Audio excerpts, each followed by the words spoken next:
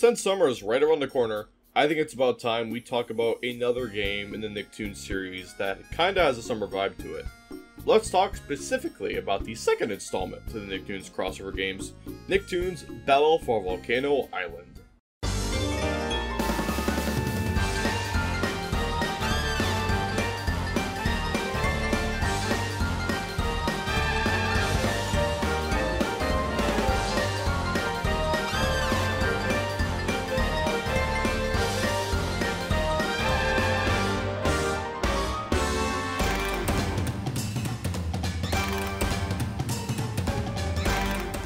Released in 2007, Nicktoons Battle for Volcano Island was developed by the same team behind Unite and later Attack of the Toybots. Battle for Volcano Island was released on the GameCube and PlayStation 2, while handheld versions were put on the GBA and Nintendo DS. Of course, in this video I am only covering the console version, but if you would like to see a video on the portable versions of Volcano Island and some of the other Nicktoons games, my good pal Crystal Omega has made a great video on them and I highly recommend checking it out. Anyways, back on the main topic. Battle for Volcano Island takes place on, Volcano Island, where we see the wise old crab, who in this game is actually voiced by Bill Farmer, who is also voiced Hop Pop from Amphibia. Oh, will you look at the time? Gotta go, bye! The wise old crab, with the help of his assistants, are trying to summon 9 heroes that they call the Chosen Ones to stop their ancient enemy, the Magu.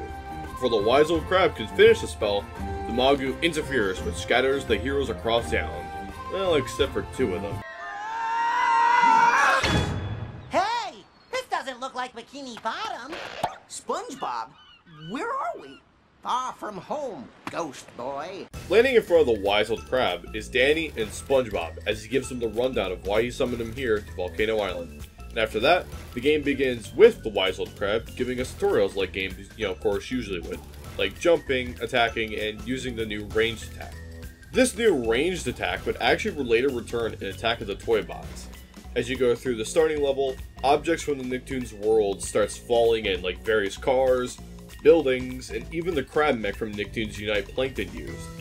Over the course of the first few levels, you go and find the heroes that were also summoned by the crab's summoning spell, being Patrick, Sandy, Sam, and Timmy. Along with them is Tucker and Squidward, but they are unplayable and are just side characters. Now, the observant people in the group would probably be asking, where is the boy genius Jimmy Neutron? Well, not only did the Magu's interruption of the spell send the heroes across the island, but it also just left Jimmy in his lab.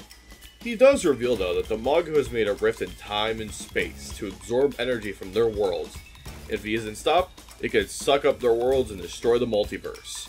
So with a blueprint Jimmy made, the next objective is to cleanse the island of the Magu's evil goo, and collect the pieces to build the device to drain the power and close the rift.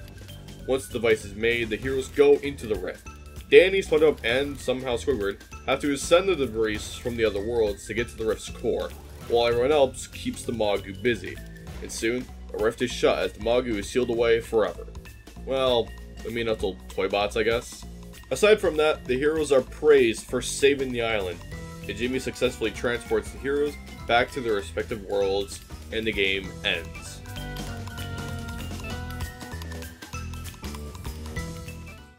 When compared to the other Nicktoons games that came before and after, it's probably the shortest out of all of them. You could probably knock it out in a matter of just 2 hours if you're casually just playing the game and not getting all the collectibles. Despite that though, I think it's still a pretty solid game. The characters are well animated compared to Unite, and the levels are kinda nice. As for the villain, the Magu is fine at best. To be honest, Globulus Maximus is probably still the best Nicktoons crossover villain, since I feel like he was fleshed out a bit more than the Magu. The other 2 games are just Professor Calamitous as the main villain. Villains aside though, again, the game is straightforward, but it does have side collectibles that can either unlock a special level or some costumes for your characters. It's not bad, but the levels do give a bit more to be desired. So, all in all, is Battle for Volcano Island any good? Despite being short, yes, I do think it's much better than Unite will ever be. As for how it would compare to Toybots, well, that's a video for maybe another time, but don't quote me on that. It all really depends on if you would even like to see me do a video on it. That's all for this video. I know it's kinda short, But again, as I said, the game is short. So, like, I don't know what to tell you. But I hope you enjoyed either way.